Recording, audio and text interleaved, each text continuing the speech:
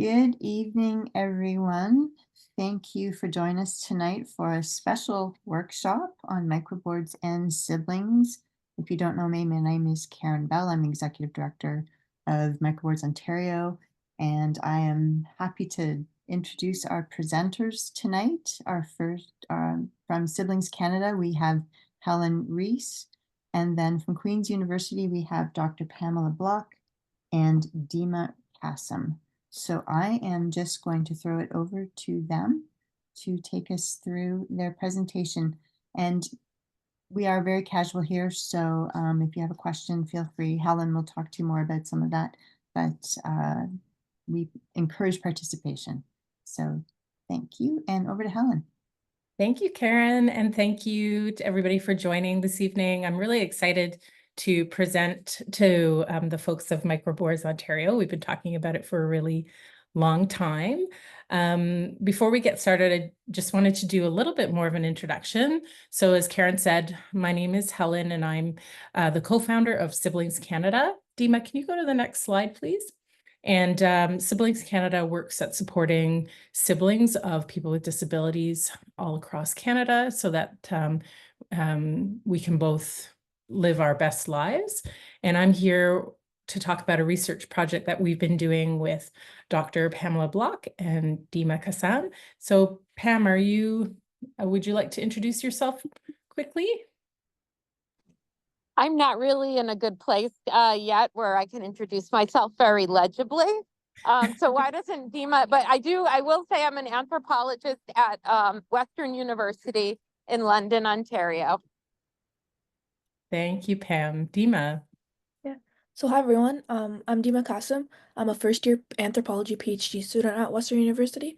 I'm focusing my personal research on anthropological investigation on social support networks for people living with a rare disease, but also I'm a graduate research assistant working on this project. Yeah, thank you. And we've been working on this project for 2 years now, over 2 years, which is unbelievable. And because it's a research project, we do also want to acknowledge our funders, which is the Canadian Centre for Caregiving Excellence and the Social Sciences Humanities Research Council. And as Karen noted at the beginning, we're open to you stepping in with questions on chat or anything that you have a question. Since we're a relatively small group too, you're most welcome to chime in as we go along. I wanted to make clear that we're not actually presenting on microboards themselves, so the good people at Microboards Ontario can probably help us out with that. We're slide 4, Dima, sorry. But what we want to talk to you about is to help build an understanding of sibling relationships from our research and how they're impacted at times of what we're calling major transition. And major transition, of course, would include when a primary carer, like a parent, passes away, or there's a change in housing, health, employment, any of those important transitions or pieces of our life. We're looking at both the disabled and the non-disabled sibling, and we're looking at their mutual care relationship. So we're not looking at just the person with a disability or just the person who's typically developed. We really hope that from our research that, we can help parents better understand that relationship contributes to the long-term well-being of both person with a disability and the sibling caregiver. So yes, we'll talk a little bit about microboards in a second, but we have divided our presentation into 3 sections. So we're going to look at the challenges that we found that siblings face during these major times of transition. And then we're going to talk about something called extraordinary measures, which is what siblings undertake for their mutual well-being.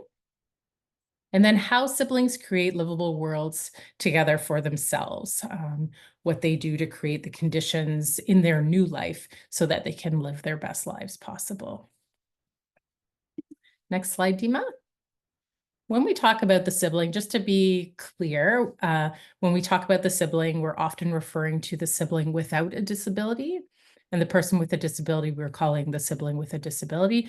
Although to make things a little bit more confusing, sometimes we mean both, but hopefully it won't be confusing and you can just ask us if you're not sure. Next slide, please. So with better medical care and good lives in the community, people with disabilities are living longer lives. They're often outliving their parents. And this means that siblings are becoming, or such as in my case, have already become the primary caregiver for their brother or sister with a disability. However, most support is tailored to parents. And so siblings don't get the same level of information, resources, or support that might have been available to their parents. So what that means is that siblings are entering into these very significant roles without the right kind of information or resources that they need to do the job well. And when I say do the job well, I mean do it well for themselves and also for their brother or sister with a disability. The Canadian Centre for Caregiving Excellence this past May released a report called Caring in Canada, and it's available on their website. Perhaps we'll send it out as a link after, but it's a very interesting report. It's a national report where they collected data from over 3,000 caregivers and care providers from all across Canada, and this included siblings. So the great thing about Siblings Canada being part of, well, there's many great things about Siblings Canada being part of CCCE, but in this particular case, we were able to ask, could you please filter the data so we can see exactly what's happening for siblings? So we found that siblings are providing care for an average of 6.6 years, which is the second longest after parents. Although I have to say, to me, and what I know anecdotally, 6.6 years seems awfully short. I have been caring for my brother for 10 years, and the beautiful sibling pair you may have seen on our introductory slide was a woman I met through siblings, the work of Siblings Canada. Her name was Barb, and her sister was Eleanor, and Barb was 75 and Eleanor was 71, and she'd been looking after her sister for over 25 years. And I met her when I was just starting my sibling caregiving journey, and I almost fell off my chair when I heard 25 years. So our caregiving journeys, from what I know anecdotally, are long. What else can I tell you? So most siblings do not qualify for any benefits that are available to caregivers. So only about 12% of siblings receive financial benefits such as tax credits and income support. And most sibling caregivers do not qualify for the caregiving tax benefit. We also learned that while siblings don't experience the same kind of loneliness as other family caregivers, that's probably because of our relationships with our brother and sister, our lifelong relationships, they do experience poor mental health. In fact, at 10.9%, that was the highest of all family caregivers. So siblings are caring the longest, providing care for the longest, with significant financial and mental health impacts. And personally, I don't think that's any way to treat the next generation of caregivers or to support people, our brothers and sisters, and people with disabilities. All right. I also wanted to share with you, I've been telling Karen this for I dare say years. In 2021, Siblings Canada did a survey, and we asked siblings nationally, what do they want to learn about? This was in response to a government grant that Siblings Canada had received. And siblings listed microboards as one of the top 3 legal concepts that they didn't know a lot about, but wanted to know more about. So I think that was really telling, because we had in that survey quite a long list of possibilities for them to choose, but microboards was number 3. I also know that anecdotally, I've been spoken with hundreds of siblings over the years, that siblings are very interested in microboards. I think the reason why is because it's an opportunity for siblings to share the responsibilities that they're facing. It also is a way of having a paper trail on funding, on support, on services, and things they may not know about their siblings' lives. I think many siblings worry about waking up one day and suddenly finding themselves in a caregiving role and having no idea where to start. And I can concur that that is indeed a nightmare, because that's what my experience was. Both my parents passed away very suddenly and quite young, and I was surprised by the responsibilities that I faced and the lack of information that I had. And I would have very much appreciated if my parents had had a microboard in place. All right, so Pam, if you're ready, do you want to talk about our research questions? Sure, I'm going to keep the camera off because the internet is not very good here. No worries. I also realized I do not, on the device that I have access to the notes, so please feel free to prompt me if I'm forgetting anything.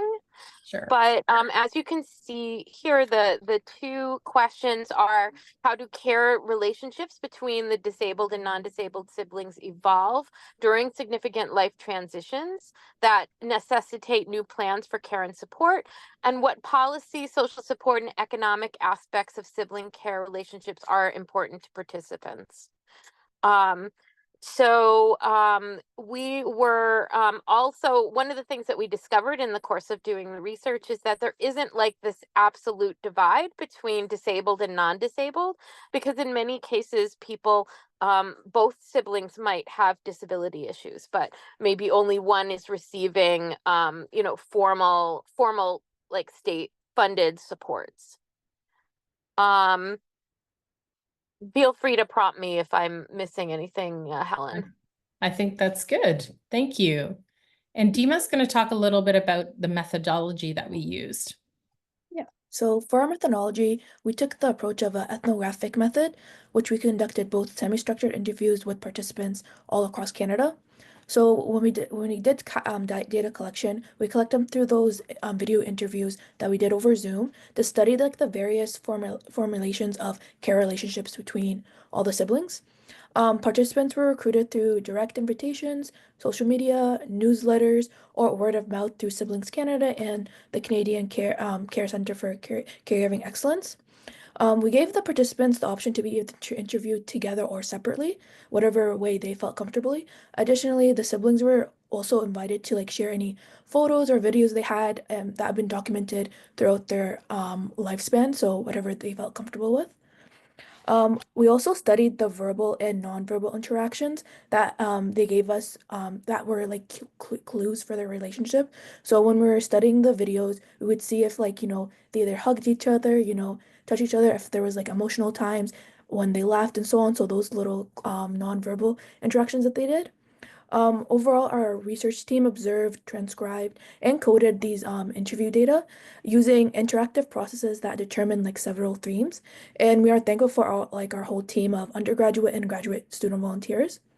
Overall, our research is grounded by several key concepts and literature, in particular, Allies and Obstacles by Dr. Block, Allison Carey, and Richard Scott, and like the parents involved with that. And our work expands beyond just parents, children to look at siblings. Okay.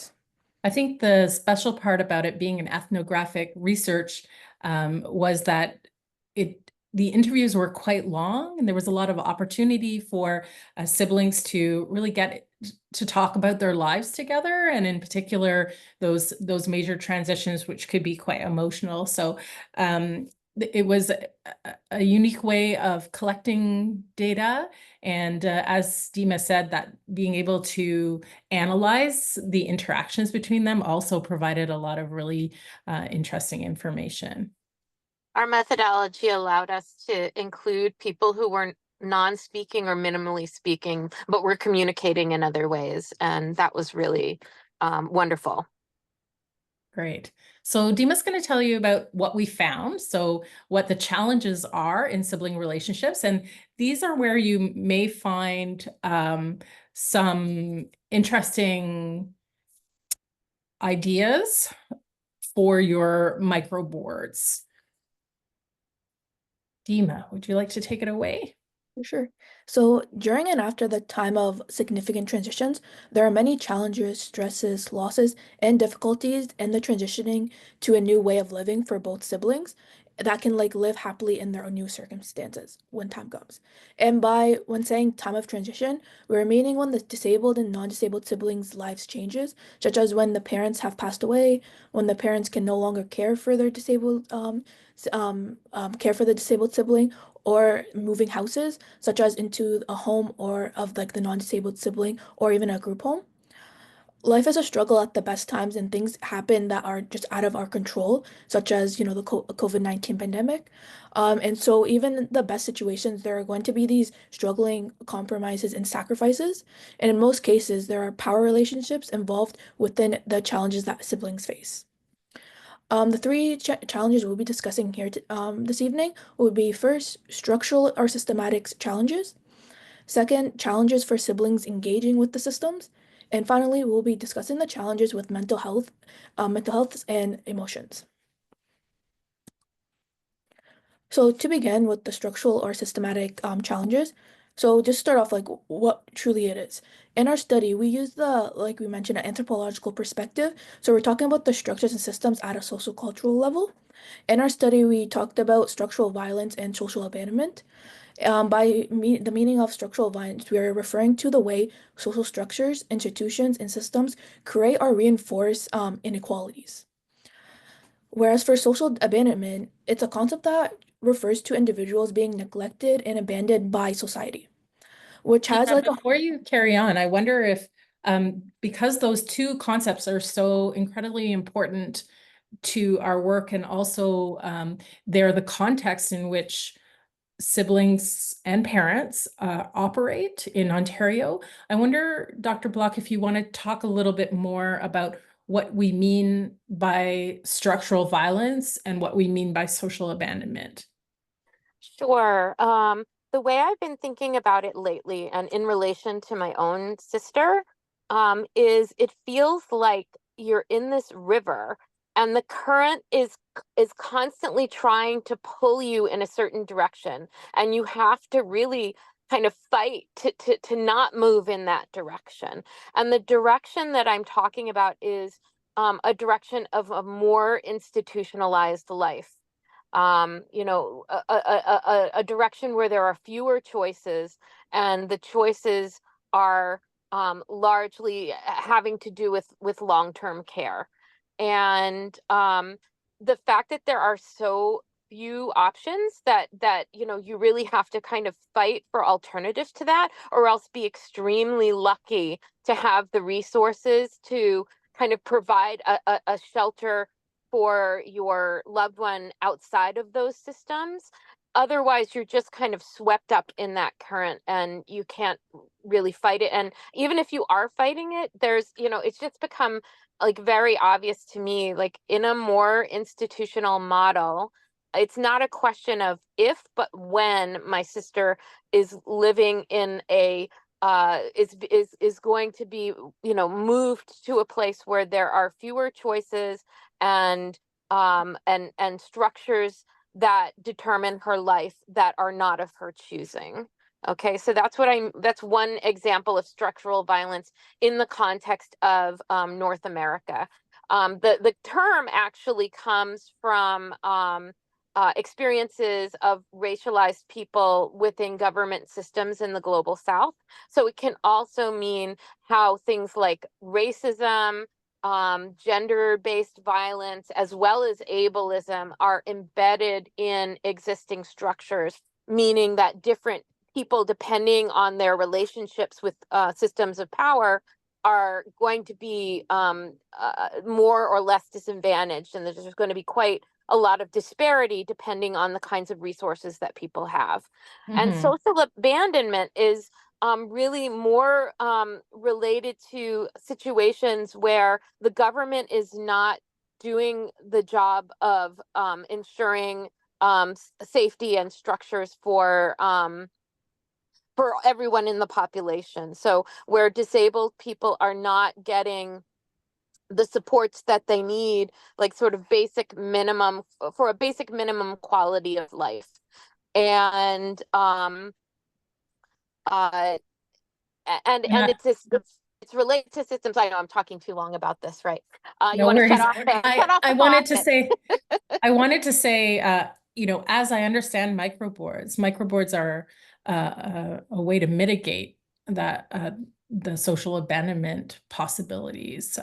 You know, especially, yeah, anyway, we'll talk more about it. But I wanted Pam to clarify those two concepts because we do talk about them quite a bit. So I hope if anybody has any questions, don't forget you're welcome to pop them into chat. So Dima, I cut you off, but would you like to talk about what we saw? Yeah. So from our research, what we saw were these concepts of dominant themes in the lives of siblings. So what we saw was like a significant supports provided for disabled insignificant supports provided for disabled siblings, such as 3 hours a week provided versus 3 to 4 hours a day, which is what's really needed. When the state fails disabled people in families are unable to or unwilling to take up the slack, it results in the form of structurally embedded violence and harm. So, for example, long-term institutions. Siblings take these extraordinary measures to avoid their sibling being harmed in this way.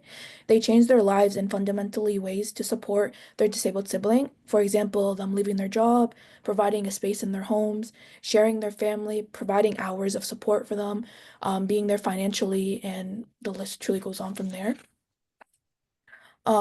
We would like to share like a story from one of our participants from our study, Eric and Stan, and just want to let you guys know for any names we speak about participants, they're all our pseudonyms. So Stan is a person with a developmental disability experiencing onset Alzheimer's disease. The agency does not want Stan to age in place where they're basically ready to like throw him out. So agency would say like it would be moving him to a more appropriate or safer setting. But what we To question, clarify, he was living in a group home, right? The, he was living in a group home, Stan was, right? yeah, and then they wanted to like just and they're like wanting to move him to a more appropriate and safer setting that they think would be it. But we're questioning about these assumptions that they have. And now Eric is at a place where he wants Stan to age in place. And because he finds it interesting to see that there's more resistance from the staff members, more resistance like, from the staff members wanting to have him age in place. And the administration know all the aging in place talk, and that's what it's supposed to happen. But Eric questions if all these things are being put in place in a good time and the staff hasn't been trained to provide these supports needed. So he's questioning that, and he gives examples such as wiping the bum. Eric and his family are at a point where Stan goes to the washroom. Someone must have to like go and help him and for that. And so it's sorts of like dividing line between staff who are willing to do that and staff who isn't like who say it isn't their job to do so. But for Eric, if he mentions that if he can do it, they can too. But if it gets to a point where Stan has some type of medical needs beyond what Eric can provide, that is when Eric understands that Stan needs to move to another place. But overall, Eric is sure if and when that they have to move Stan to a nursing home or even a long-term facility, that he would regress even more quickly than he already is currently. Mm-hmm.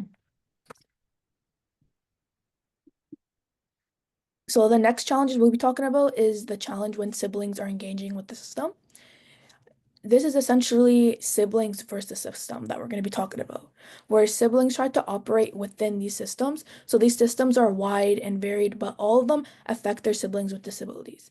And when talking about systems, we're talking about the healthcare system, developmental services, long-term care, housing, financially, and like even more. But for siblings working in those systems, so they can respond appropriately to their brothers and sisters with disabilities, but they often are working to change those systems and wanting different outcomes for their siblings, and they're doing that all at the same time. our If research. I can interrupt again, sorry, Dima. Mhm. I just wanted to say that once again, I sort of I keep thinking about microboards as we're going through this, and all those different kinds of systems that Dima named, like healthcare, developmental services, financial, housing, all those kind of systems. As I understand microboards, you would be including that in the microboard work that you're doing as a family. And I think reflecting on my own experience of taking over care for my wonderful brother, Paul, there was so much for me to learn within each one of those systems. It probably took, I've been at it 10 years and I still don't think that I know all that. And it would have been so helpful to have, documentation to refer to. I'm just going to see what this question, if there's I thought there was a question in chat. Nope. Okay. Sorry, continue. No worries. So, from what we found in our study, we found that non-disabled siblings have spent a lifetime witnessing the developmental services system. So some of them worked in it, some of them saw just how it all works. So they got to like observe and gain the expertise and knowledge about it. So they may often know all the ins and outs throughout what's happening throughout them. The second thing that we saw was siblings must undertake extraordinary measures to fill in those gaps that the systems are just truly not really meeting. So, like I mentioned previously, like they make such like huge changes in their lives to support their sibling. For example, like I said, some have to leave their job, provide spaces inside their homes, share their family, offer hours of support that they're not receiving from systems, and be like financially there to support them. And finally, they spend time educating those within because of the lack of like knowledge around disability and understanding of the needs that their sibling with disabilities need. So some of our participants voiced how they truly took the time just to educate, some of the workers that truly didn't know how to care for their sibling whenever they need something or like that. So that was another role that they took on to ensure that, their sibling are being cared for. And now we want to share like another story from one of our participants. And this time I'll be sharing the story of Julia and Simon. So Simon is a person with autism and has been living with his sister Julia for 19 years now. Over the years, Julia has gained so much knowledge about how the systems worked. So Simon is under a care agreement that's provided from the province, and Julia got a home-based caring contract, which she's receiving funding by the province to help her, care for her brother.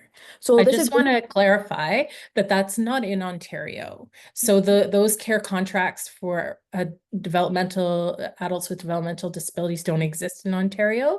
And this particular sibling pair was in British Columbia where those kind of contracts exist. And yeah, carry on, sorry. Yeah, so this agreement is for families and siblings who can get a care contract for developmental adults, and it's essentially like a group. There's two contracts. There's a group home contract and a home contract. However, for 15 to 20 years, there was such a big reduced change of like reduced for group homes and pushed for adults to be more home based. So the province was really trying to push for more home based contracts. So for the caregiving contract in BC has specific rules as well. And the rules for the home-based contract recently actually changed. So from before, that contract only allowed non-family members to hold the contract. However, now they made a switch for including families, but the only exception is that parents are the only ones that cannot hold on to that contract. So siblings, uncles, aunts can, but parents are not allowed to receive this contract. So in this I'm case, going to interrupt you one more time. Sorry. That I just wanted to let everybody know that this is something that Siblings Canada is working on. We're working on doing some advocacy so that siblings in Ontario would be able to hold these kind of contracts. Currently it's not a possibility, but given the housing crisis and so many other factors, we think that it would be siblings would be good candidates to hold these kind of care contracts that Dima is talking to you about. So stay tuned. Might take a while, but hopefully. And then for these home care contracts, in BC right now, there's like a crisis around them.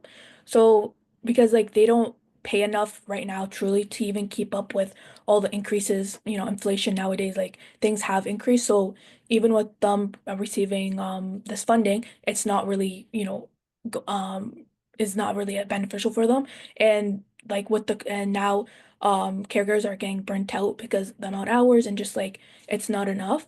So more clients are coming into the system but there's really no much support. So since Simon is Julia's brother, she mentioned that she toughed it out throughout the 19 years without any increases.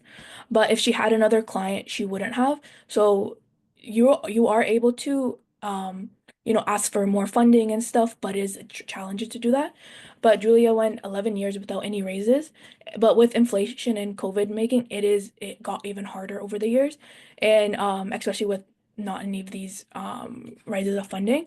But in this home care contract, I also wanted to share is that when you get a contract first, you can always ask to let them reevaluate, and when they reevaluate, it is based on a like guide that that the government has to like reevaluate as.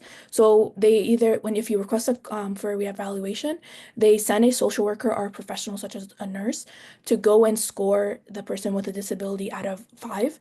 So the government worker will go to either the individual themselves, a family member, friends. If they have a day program, they'll go to that, and they do a rating and scoring.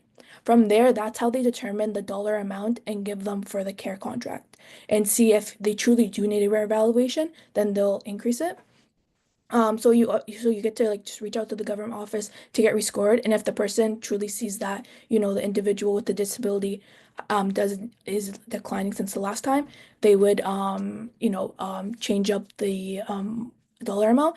And so Julie actually requested to be rescored just a couple months ago when we interviewed her, but she got turned down. She's currently building a case and providing them appointment schedules, networks, and everything that is happening with Simon's daily life and routine to just show them that, things have changed and just building up her case to let them come and rescore them again.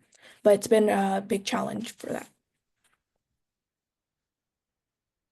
Oh, maybe I can talk about this book very briefly. I don't know if you've heard the story of Teresa Peacock and Frankie James. So this is a really easy read. It's called Freeing Teresa.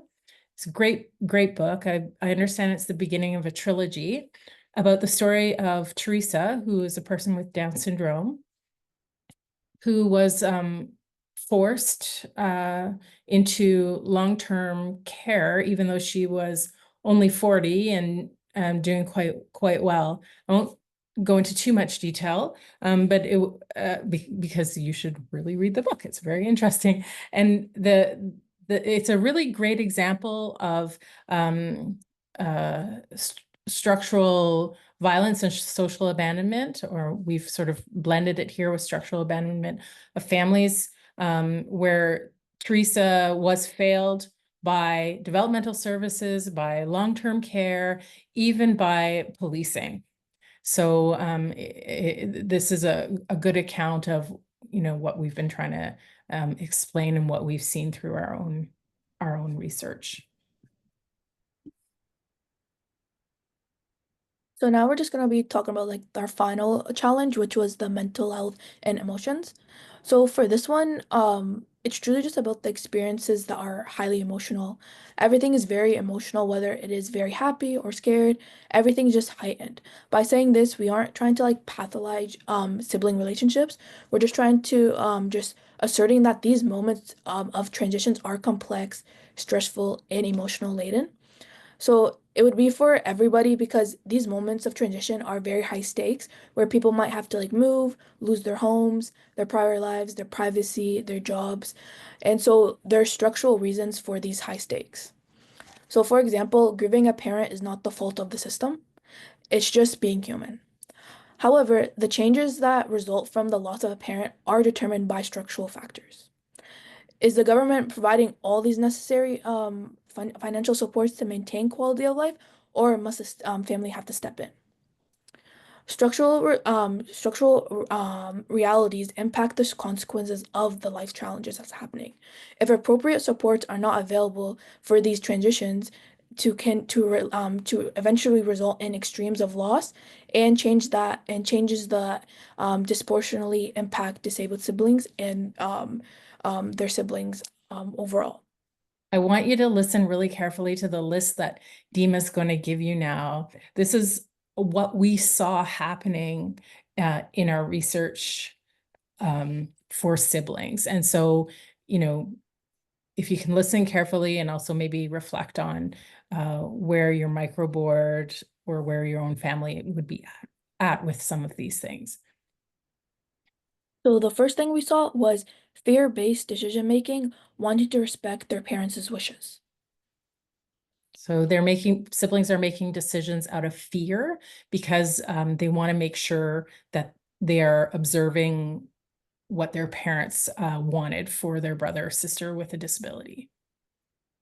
The second thing that we saw was parents resisting relinquishing their control when existing living situations are no longer functional for the disabled sibling.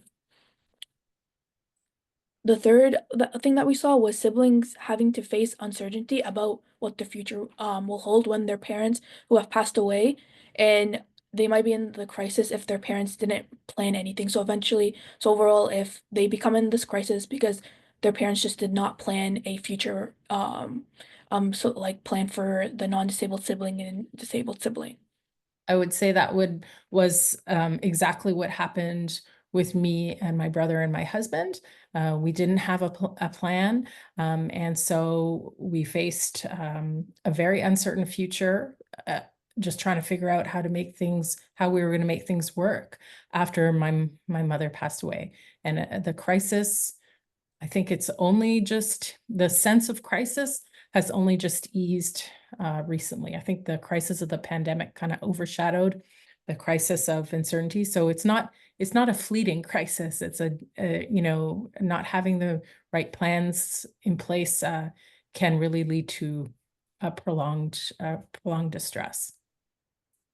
And another thing that we noticed was non-disabled siblings setting boundaries with their parents when it comes to caring for their disabled sibling. Mm-hmm. The other one that we saw was parents making the decision that non-disabled siblings will take care of their disabled sibling without any conversation. So, for example, it's like the unspoken expectations for the non-disabled sibling to care for their disabled sibling.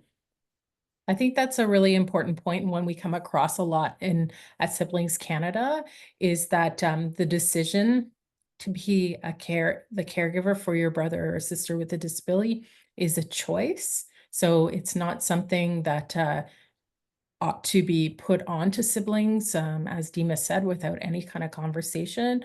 And at Siblings Canada, we have a conversation guide on how to have these kind of conversations with parents. And parents would also be welcome to use it.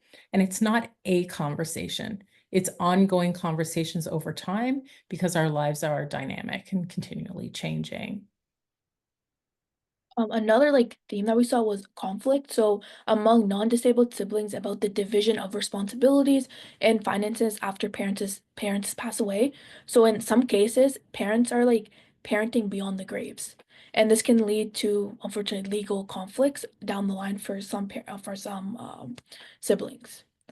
Maybe we'll just clarify that one a little bit too. So that's when parents have put into their wills such restrictions that the typically developed sibling who's supposed to enact the wishes can't even really do that. They're so trapped by what the parents have put in place.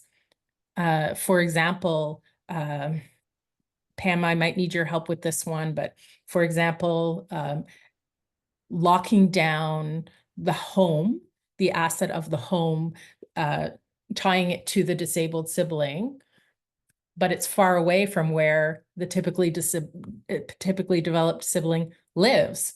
So the typically developed sibling needs to move, dislodge their entire life and move. because the will has locked down or with trustees and all sorts so that there's no freedom and no flexibility. And like the other thing we saw was the cause of stress. So about the right choices of housing and just overall the sibling protection, like we spoke on previously, like the siblings get to really know what these systems are like. So they're really stressed about like what is the right choice for their sibling when it comes to the case that, they have to put them in a group home or a nursing home. Like it's just that constant stress that they have, just trying to figure out what is right for them to do for their disabled sibling. And times change, that things happen that parents can't possibly predict. Like, my parents could not possibly have predicted the COVID pandemic, the political situation in the United States, for example. So siblings need and microboards, I would say in general, would need the ability to kind of pivot as necessary with the times. And so a very rigid future plan that doesn't allow for change could be a real problem. Awesome. And then the other thing that we saw was a mixture of shame and guilt. So non-disabled siblings wanted to take care of their disabled sibling, but they just can't. So they either aren't able to just yet, or all due to the parents' wishes on where and how disabled siblings live, and feeling like they just are not doing enough. And that was like a common thing that we saw is like they just feel like they aren't doing enough for their disabled sibling. And Thank finally, the you. last thing that we saw was frustration. So when it came to this, it was usually frustration about over like constant negotiations with service providers that the non-disabled sibling had to do and like basically fight for what their disabled sibling deserve and like just a constant battle around that. And finally, we want to like share our last story, and it is a story of our two participants, Jamie and Steve. So Steve was a person with Down syndrome. Unfortunately, he did pass away a couple months ago. Steve lived with his parents up until his parents could not take care of him anymore. And Jamie advocated for both her parents and Steve to be in the same unit. So her parents' wishes was that Steve goes with them to the long-term care home because they did not want to leave him. So Jamie had to advocate at the home to have them all in the same unit. So so they can all just stay together and no big transition. However, when COVID hit, their mother did pass away, and then a year later, their father passed away, and both the passings of their parents did affect Steve a lot. But he saw their parents' condition, so they prepared him for that. Well, like what was happening throughout. However, Jamie does wish that Steve was in a group home instead of a nursing home because fellow residents are constantly passing away, and it's really hard for him to see that. But she respected her parents' wishes and kept Steve in the long-term care.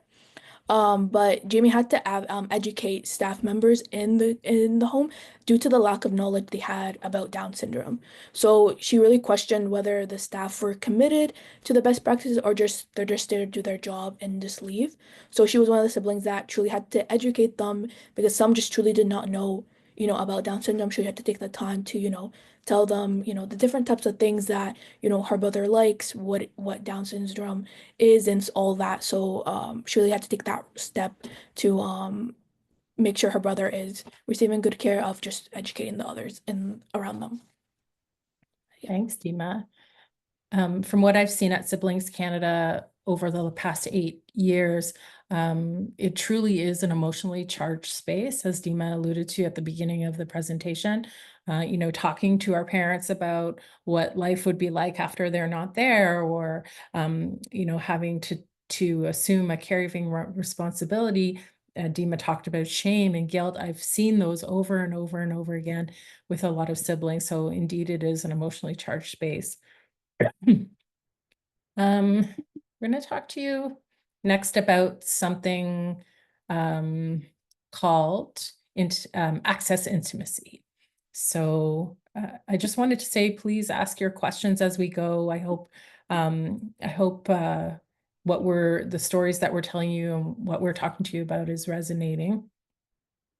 So access intimacy was a term that's popularized by Mia Mingus. So the definition is right there. Mia Mingus has an amazing blog if you Google her. She has some amazing ideas that are worth reading. I'll just quickly read her definition. Access intimacy is the elusive, hard to describe feeling when someone just gets your access needs. It's not that, it is that feeling when someone else, disabled or not, understands and responds to your access needs in a way that feels natural and affirming. Access intimacy is not just about physical access, but also emotional and relational aspects of access. It involves an unspoken sense of connection, understanding that goes beyond mere accommodation and compliance. So we talk about access intimacy in sibling relationships. That's one of the reasons why they're so powerful. There's this lifelong understanding of what our siblings need. I mean, you see access intimacy in many love relationships, but we brought it forward for our work. And what we found in our research. Next slide. So access intimacy, I'm going to ask Pam to talk about this, but we looked at a term called extraordinary measures, which we actually think is part of access intimacy. And in our study, we found that at times of major transition, always seem to include some kind of extraordinary measure. And extraordinary measures are just as they sound. It's people, siblings, stepping in to provide what people are not being provided with. So in our study, exceptional measures included deciding to cohabitate or making changes to housing, leaving your job because you couldn't work 9 to 5 and provide care at the same time, partner relationships, also having some kind of disconnection. So we've been talking about coming together with your sibling, but there's also siblings who decide to disconnect, moving. Pam, did you want to say anything more about extraordinary measures? Or do you want to So move on? extraordinary measures, I would say, are happening in both with both people. You know, or could happen with both people. Either sibling might lose their job or need to move house or need to move across the country or change, you know, just major changes that can sometimes be very abrupt and very life-changing. And without the kinds of structural supports that could make it less jolting. And that's Less where, extreme. Yeah. We're going to talk about future planning a little bit more, but I think that's where good future planning can really help, is to sort of minimize the need for both siblings having to include extraordinary measures. So the next slide is on disability world making. Pam, do you want to talk about that? Yes, and just one more point about extraordinary measures. We're definitely seeing differences according to province and also according to country in terms of the necessity of doing this. You know, my sibling, I didn't properly introduce myself, but my sister lives in the United States. There were a lot of good supports, in some ways better than what I've witnessed in Ontario. But that can vary from state to state.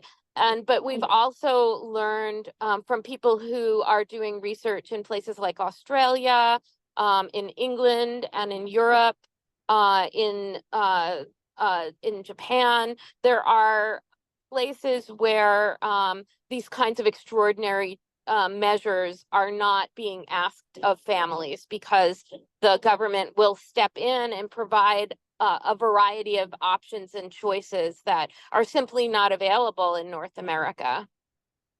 In terms of disability world making, this is world making is something that all of us do, and especially times of transition require us to kind of change our outlooks and change how we do things, make major changes in our lives, right? We do this in relationship to each other as I don't know, as families grow or as elders pass away. In the process of world making, people lose previous ways of doing and being, and and gain new ways of doing and being. And it can be very scary and anxiety provoking, and can even be painful. But siblings, what we found in our research, at least, is that siblings comforted each other, supported each other, and did what they could to sort of co-create their world as they decide what to do. And they create narratives to kind of comfort each other and support each other through the process.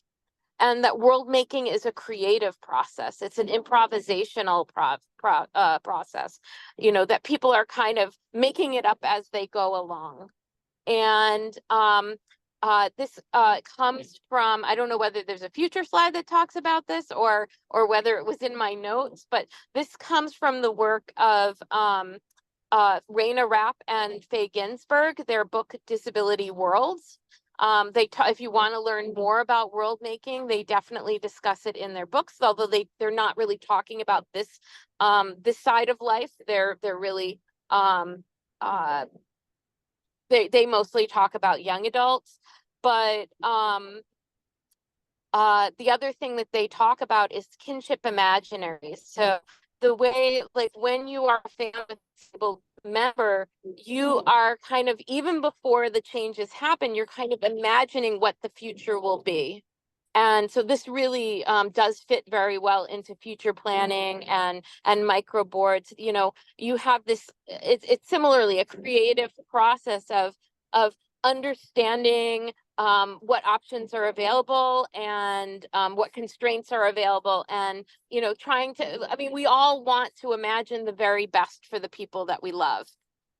And so that's really what this is about. Am I forgetting anything, Helen? I think that there's something that you talked about earlier, which is ensuring that there's space in future planning, space in microboards for that co-creative process. Yes. I can certainly say that for my brother and I, who we've lived together over these past 10 years, the co-creation of our world between me and my husband and my brother has taken a really long time, and indeed has been really challenging. Although I'm happy to say that one day, just a little while ago, after all this time, I finally had that feeling like, oh, we've done it. We've created a world together, and it's working. Not without its challenges, that's for sure. But you know, as you said earlier, Pam, there needs to be space for that co-creative process, and parents don't know what that is. You don't know what it'll be like for your two Yeah. offspring at that time. And this can be challenging to navigate with agencies as well, because agencies are concerned about liability and finances and safety, and, you know, so that's sort of a wall I've run into with regards to you know, my trying to help create creative solutions, and then kind of meeting roadblocks in the way that are based in, but is it safe? Is it, you know, is it safe, not necessarily for the person, but is it safe for the organization to take on certain certain actions or options? Right.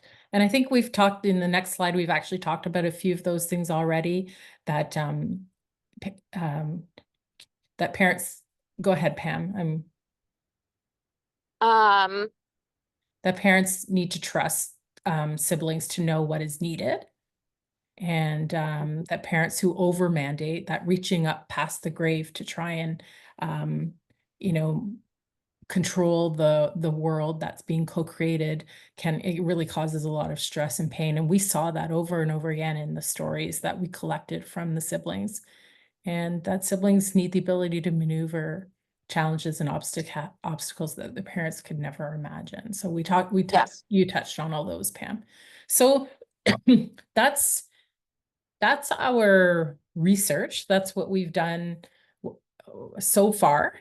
And I wonder if anybody wants to ask us some questions, or if you have any comments, or if you have any stories. Maybe Claire, this would be a great time for your story, if you don't mind sharing. Sure. So I'm Claire.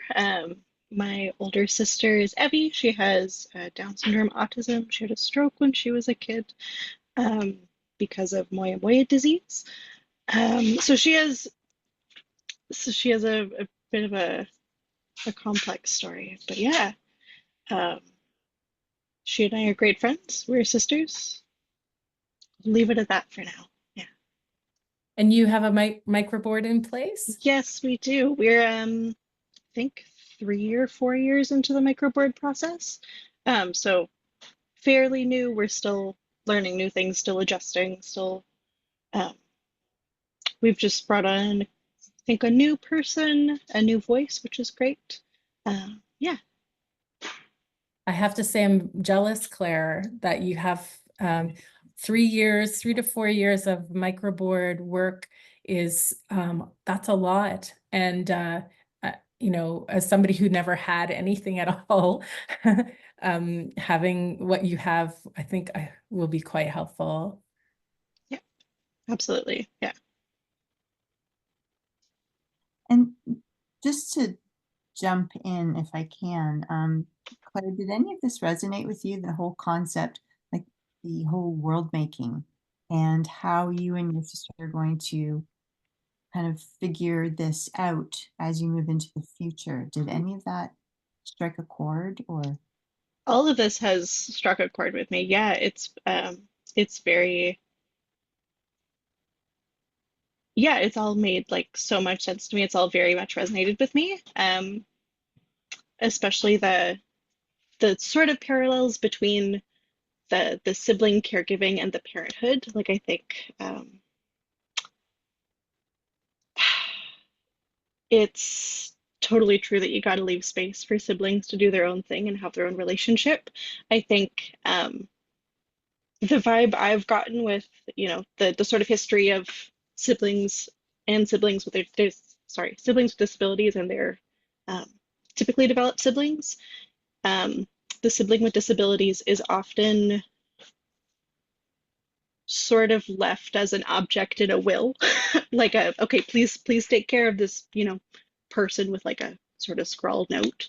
And I think for parents of someone with disabilities, like I can only imagine how like closely the identity is tied to caregiving, and how parents learn how to do parenthood that way, often without adequate resources and support themselves, that they sort of bequeath parenthood on a sibling. But it's not parenthood, it's siblinghood in a very different way. I love that you said Yeah. that, Claire. You know, when I first started caring for my brother, people were sending me Mother's Day. On Mother's Day, they were sending me Mother's Day. And yeah, exactly. Oh, I'm so sorry. I'm so sorry. It's I was awful. like, what? Yeah. I am not. I am so not. Yeah.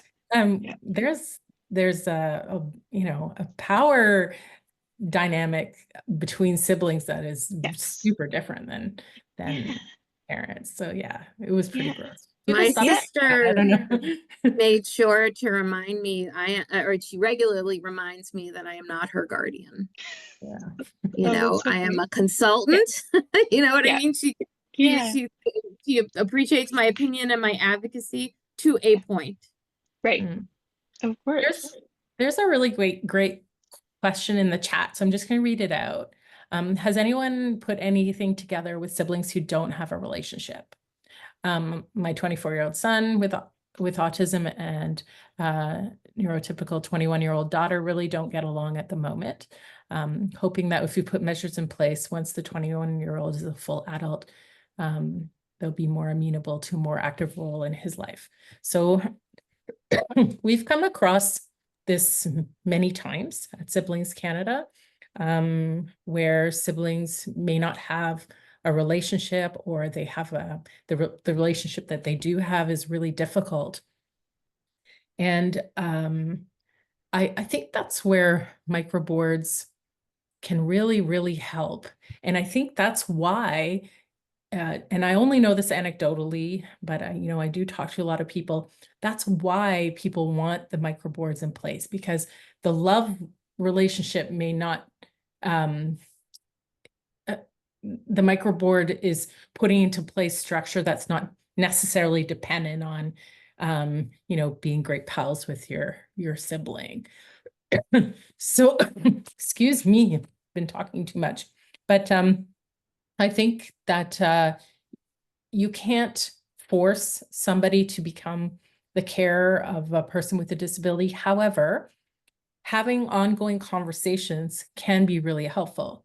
And the ongoing conversations are not like, this is what you would need to do. The conversation is, this is what this person needs. So, for example, the guidebook, I can try and, it's inside our course, Savvy Siblings, which is free for anyone to take. But the guidebook is inside that course. I can maybe dig it out and share it with Karen to pass along. But it talks about how to have those conversations. So you're talking about what the disabled loved one in your family needs. What kind of benefits do they receive? How much care do they need in a week? Who does that care now? It's really like a transfer of information. And so that's how at Siblings Canada so far we're encouraging, maybe where there isn't that relationship yet, at least there's the transfer of knowledge. And yeah, I don't know if that's helpful, but it's a starting place anyway. And relationships, by the way, they do change. They really do. I mean, I don't know, Pam, and Claire, if you've had, and Dima, if you've had that experience as well. But, my brother and I didn't always have a great time together. So it's taken a while for our relationship to change. We certainly found in our research that, like, in situations where there might be several siblings, every sibling had a unique relationship or closeness or lack of closeness with each other, including with the disabled sibling. And the ones who were closest were not necessarily the ones that were stepping up to take, to make important decisions. And also sometimes relationships between the non-disabled siblings could impact who is more or less involved with the disabled sibling. The book Freeing Teresa that we referred you to is a great example of that, where the relationships changed, people changed. So that's a good read to get an insight into that. Maybe we can stop sharing the screen so we can all see each other as we're chatting now. Lovely, thank you. Wendy. Hi there. Yeah, I think that I think it's really interesting to talk to families where SIBs have said quite clearly, this is not a role I want, or this is not something that I would be prepared to do. And I think, by building a community, a network, a microboard, if that individual at the center has say about who they want to have within that community, within that microboard, the people that are important to them, a sibling can come into that kind of situation and share that role so that they can be a voice, but they don't have to be the voice. Exactly. And I think, that's part of the reason why we as parents create networks and create microboards, because we don't want the sibling to feel that it is all about, it's all their responsibility, right? We want them to have a community too, and a community that's very aware and familiar and chosen by their brother or sister with a disability, right? And so I just feel like it takes so much, it's much more natural balance when those relationships are shared. Mhm.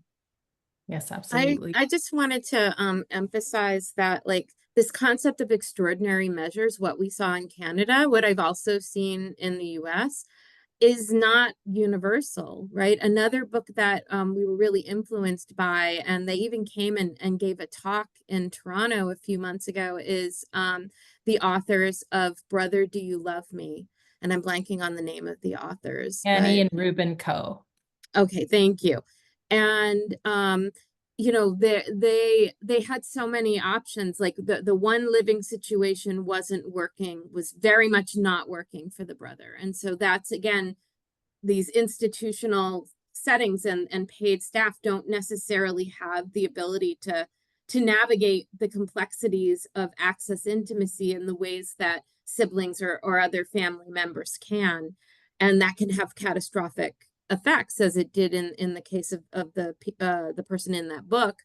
But when they got out of that bad situation and then were looking into future possibilities, they had so many options. So what I saw, what like for me and my sister is like the best option that we have available, which is home sharing, similar to the case that Dima talked about, where only because we live in different countries, she's not going to live with me, she's going to live with another family. I'm so excited about it because it's a non-institution. She's gonna be living with a family, you know, she's not gonna be like on the clock in an institutional setting. But Simon and Ruben decided no, they can do better than that, you know, and he has his own household that he is managing himself. And I mean, there are these other options and other models in other countries that that are simply not available to us. Even though we pride ourselves in how good our healthcare is and how good our governments are, these things are just not, you know, it's When governments, as we all know, they change their ideas, they change the paths that they're working on, which is also a really big challenge for siblings who are taking on care, potentially. I've just added two links. I added the link to Brother, Do You Love Me and Freeing Teresa. And I'm also going to add a link to the two more links, one to the Siblings Canada Learning Hub, where we have actually an interview with both for the authors of both these books, and also a link to our Savvy Siblings course, which has inside of it the conversation guide, which I'll still dig it out, but that might be helpful. Does anybody have any other questions or things that they'd like to chat about with us? We love chatting, so. one of the other things that Dima did mention, just because of the timing of when we did our research, we got a lot of information about people's experiences during the pandemic. And you know, so a lot of the grief and loneliness and sadness that people were reporting was not necessarily just about like life transitions related to like parents passing away or whatever, although we saw that as well. But there was it was a traumatic experience for many of the disabled people. Lived very isolated and lonely lives during those times, you know, or very disrupted lives where their daily lives were, you know, they were kind of infantilized back with families and not necessarily having the autonomy that they were used to.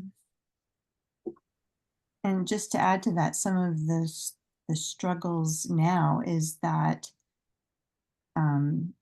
individuals who were living in like group living situations during the pandemic and had very restricted lives, as you mentioned, and new staff were hired, and that was the experience that new staff had, right? Was this very restricted life. So to reorient and retrain those staff to recognize and honor the agency of the people they're supporting has been another hurdle that is being You're singing my song there, because I think my sister's staff were very comfortable with a very home-based life where they never had to go out into the community, and it was a knockdown, drag out fight to get them, you know, and they would say things like, "Hope doesn't really like going out anymore." I'm like, that does not sound like the sister I know, you know.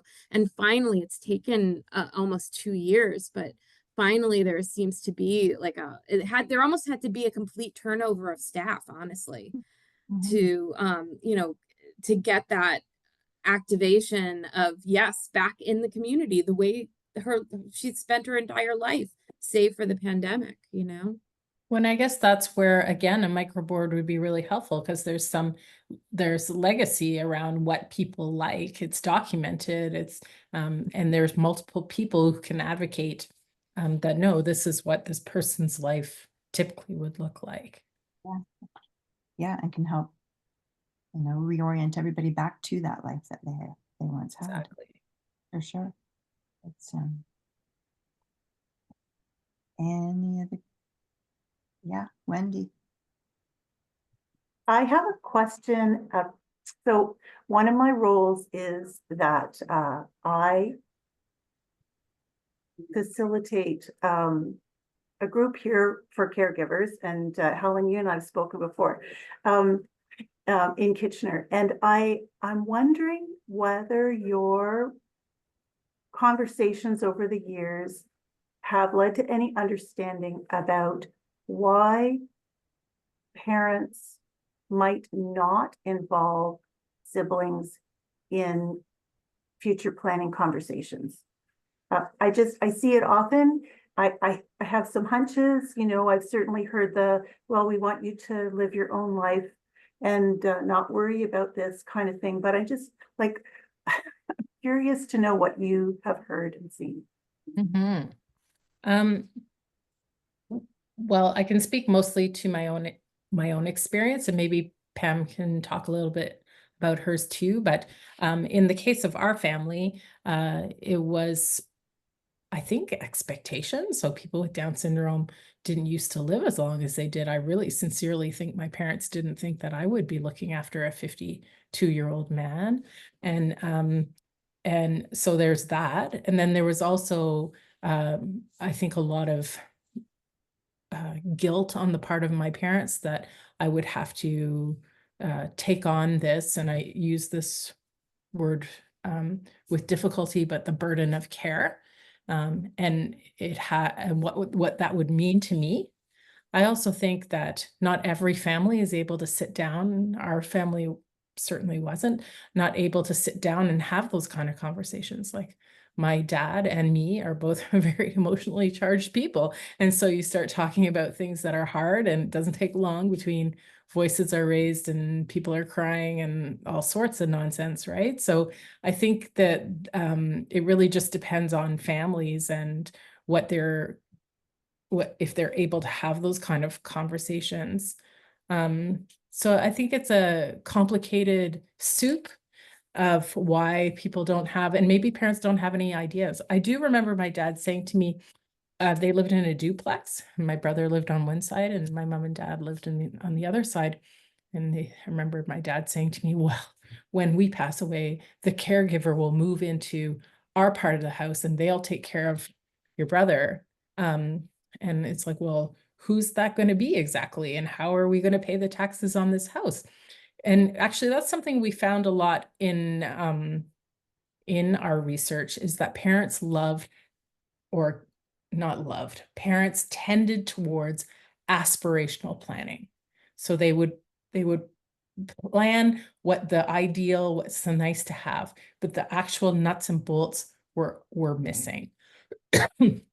So we do talk about that tendency towards aspirational planning a lot. And again, like microboards is a way to move away from that aspirational planning to more nuts and bolts, which is what people need if they're going to step into any kind of caregiving role.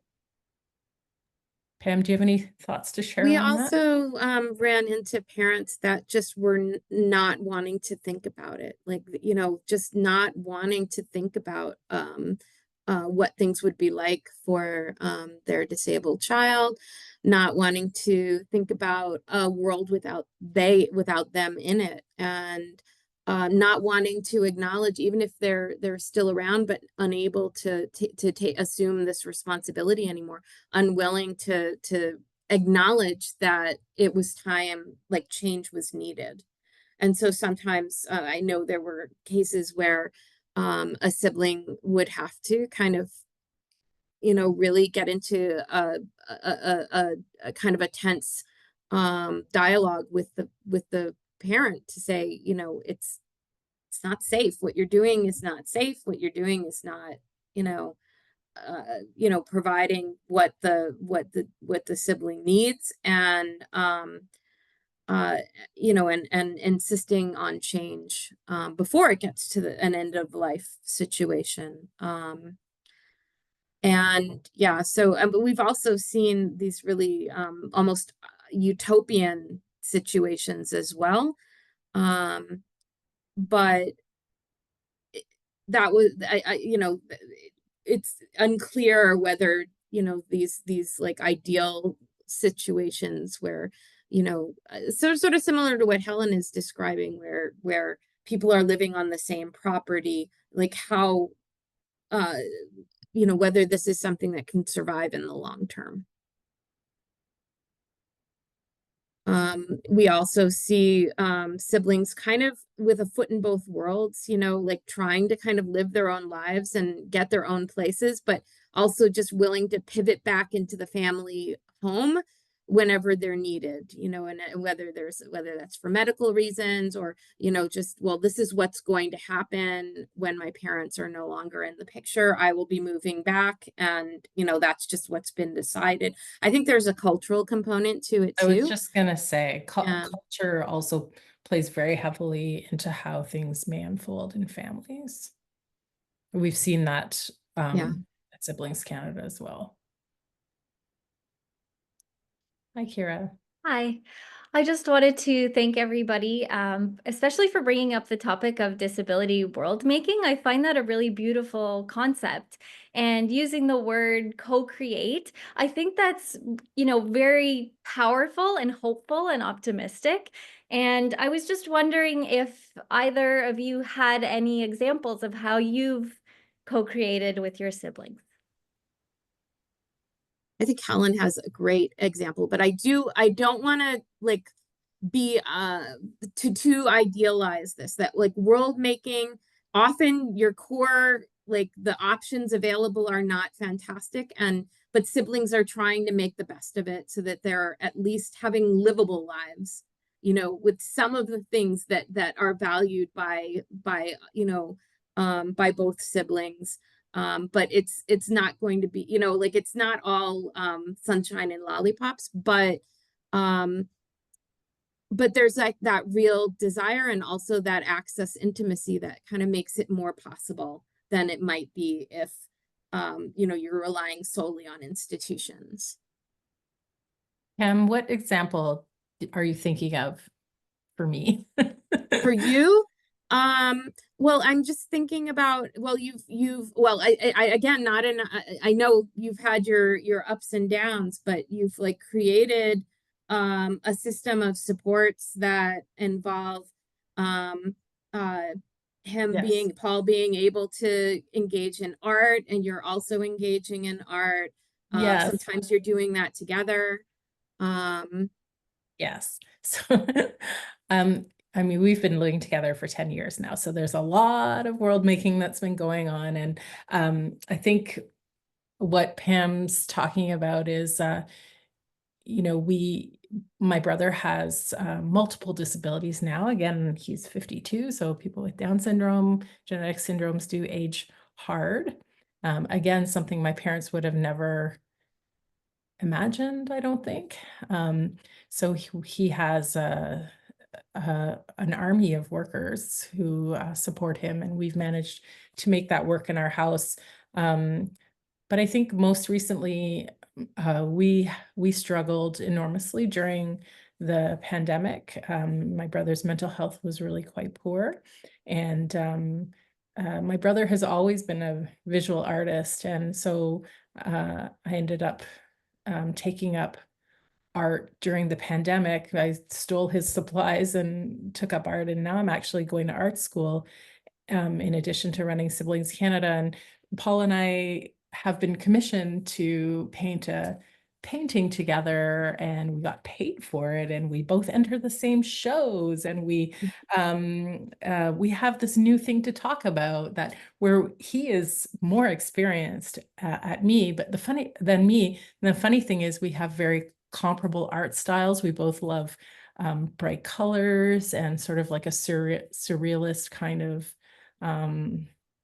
style. So I guess that's an example of world making, not like super practical day-to-day basis, but I think it's brought a ton of joy and made the life in the last couple of years that have been extremely difficult much more livable and really fun. We're both in a show right now at the Atomic Rooster, which is a really divey bar here in Ottawa. My brother calls it the Toxic Rooster, which is probably a more appropriate name than the Atomic Rooster. But we both sell our paintings there, and yeah, I can actually post a fun video that we put together for our commission as well, if you want to see how we work together. Other examples that we've seen is like, so I'm not the only sibling that lives in a different country, right? We had several examples of like siblings that live in Canada, and in one case, a sibling lived in the global south.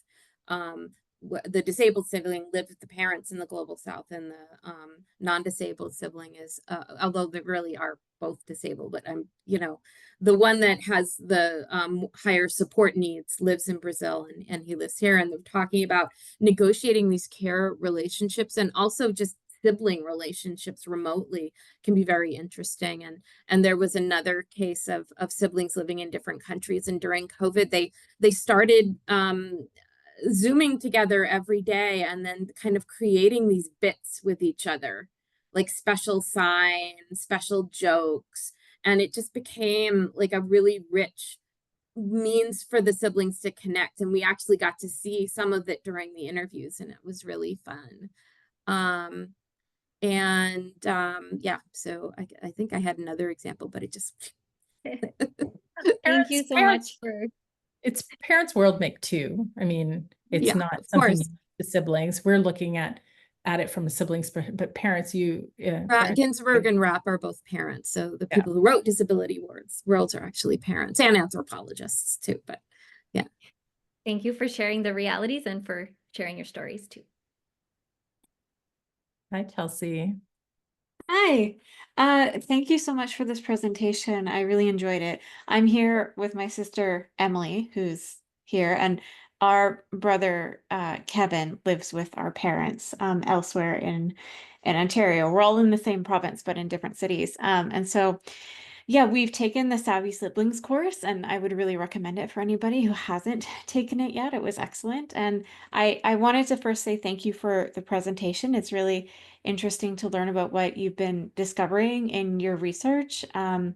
And I appreciated the connections to world making and to access intimacy, and your acknowledgement that those things aren't always easy, and sometimes they're messy and full of friction and take time and all of those things. And I also appreciated your connections to microboards, which is something that I'm hoping to learn more about in the future. And so I was just wondering if Helen or Pam or anyone in this room has any advice on where to start if you aren't involved in a microboard but you want to be. Can anyone offer like a step one, the first thing to do to get that going? Why, yes. We can introduce you to Karen. And we run workshops like this throughout the year, and we do have one called an Introduction to Microboards. We do have a version from the spring on our YouTube channel. I can send you out the link, and then just give us a call. We'll book a meeting. We'll talk to you about what's going on. Are your parents, if your parents are open to the idea, we'll have a meeting with your whole family if you would like. And we will work with you to get you on that path. It isn't it's a longer process, as you can imagine, because you've got a lot of factors at play, and it is a planning tool. So it's really sitting down and who's going to be involved in your brother's life now and kind of for the next few years, and what is his life going to look like, and what are your lives going to look like as well. So it really is, it takes a holistic look at what the future is going to be for all of you. Okay, thanks so much. Excellent. Anything else? I'm just looking at the clock. Any other questions, comments? It has been an amazing workshop. I heard you three present this a little while ago, and I'm still learning new things. And what I really loved was how, like we always talk about how a microboard helps to protect the sibling relationship and helps as it grows and changes, but you three just bring it to life through your stories, through the data that you've collected, through the research that you've been doing, and how a microboard creates that space for that world making and helps protect that space. So I really want to thank you guys for presenting tonight. It's just been a wealth of information, and yeah. And thank you. Thanks for having us. I know we've been talking about this for a long time, but I think it was good we waited. This presentation, the work that Siblings Canada is doing with Pam and Dima, I think is really fits well with the work of Microboards Ontario. So we'll keep you posted. We hopefully will have a journal article ready soon. And if anybody has any questions, you can reach out to any of us. I'll slide with our More email. than one, actually. Helen has one that was just accepted, and we have one in the works. Yes. amazing. I sent that directly to Karen. I was trying to send it to everybody, my email to everybody. Yes, the article that's coming out that I wrote with two other sisters is all about sisters and how we're stepping into the footsteps of our mothers, and maybe that's not such a great thing. But anyhow, how you'll have to wait till April to read more. That's amazing. And we'll link everything as well as we send out a summary of tonight, and hopefully maybe the slides. And yeah, so thank you everyone for attending. Thank you, Claire, for sharing your story. It was great to hear it from firsthand from a perspective of someone who has the support of the microboard. And if you have any questions, feel free to reach out to me, reach out to Helen, and we will be to be continued this conversation. Yeah, and I just put my email on there as well. Great, thank you, Pam. Thank you. Here, everybody. Good night.